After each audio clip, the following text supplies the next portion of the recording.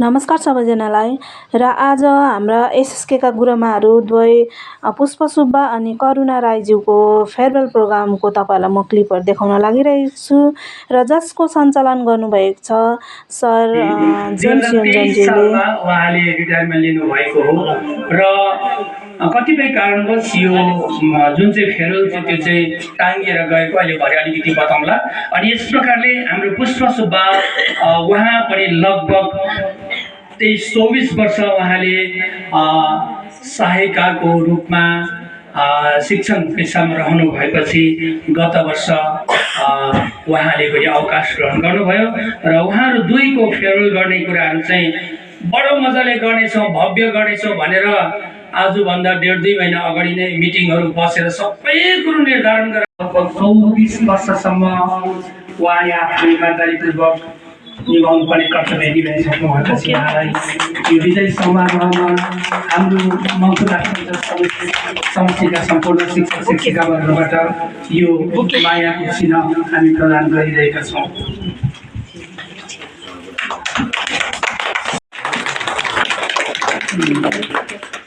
हुन्छ, बस्नुहोस् पुष्पमिस।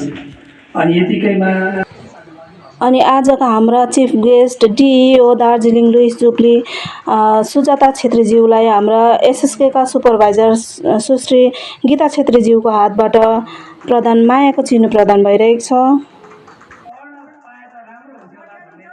गरिरहनु भएको छ। हजुरको साथ अनि मार्गदर्शन सधैँ रहिरहोस् भनी यो मायाको चिनो प्रदान गर्दछौँ।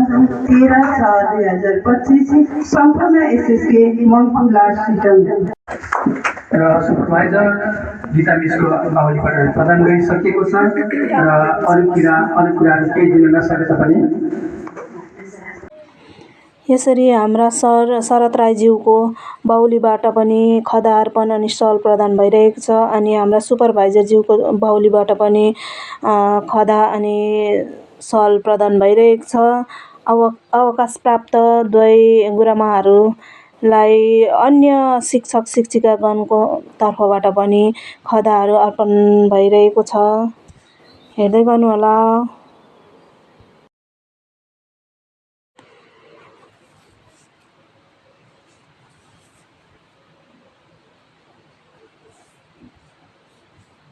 यसरी नै हाम्रा एसएसके सङ्गठनका महासचिव श्रीमान जीवन राईज्यूको तर्फबाट पनि खदा अर्पण भइरहेको छ।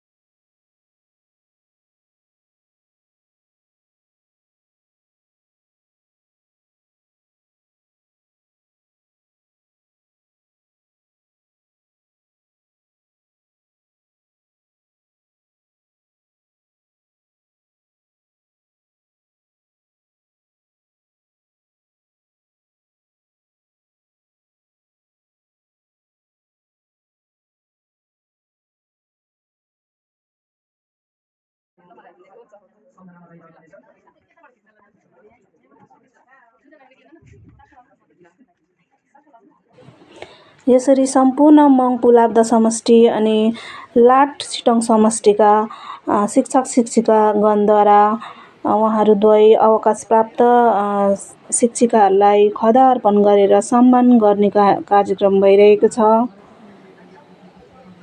र उहाँ द्वयलाई ह्याप्पी रिटायर लाइफ भन्न चाहन्छु। धेरै धेरै बधाई दिन चाहन्छु।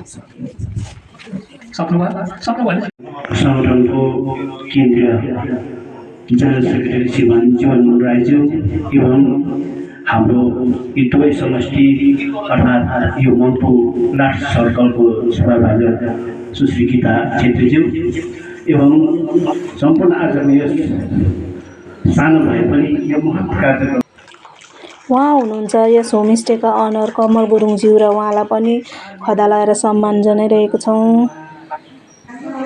अन्तमा आएर खानापिना सुरु पनि भयो र सबैजना खानामा व्यस्त छन् र एकदमै मिठो खानापिनाको प्रबन्ध थियो। अनि यस होमस्टेका अनर कमल गुरुङज्यू अनि शीतल गुरामाज्यूलाई धेरै धेरै धन्यवाद दिन चाहन्छु यस्तो राम्रो व्यवस्था गरिदिनु भएकोमा र खानापिना पनि एकदमै राम्रो मिठो थियो। Thank you very much. आजको फेयरवेल चाहिँ यहीँ आएर समाप्त भयो। बाई।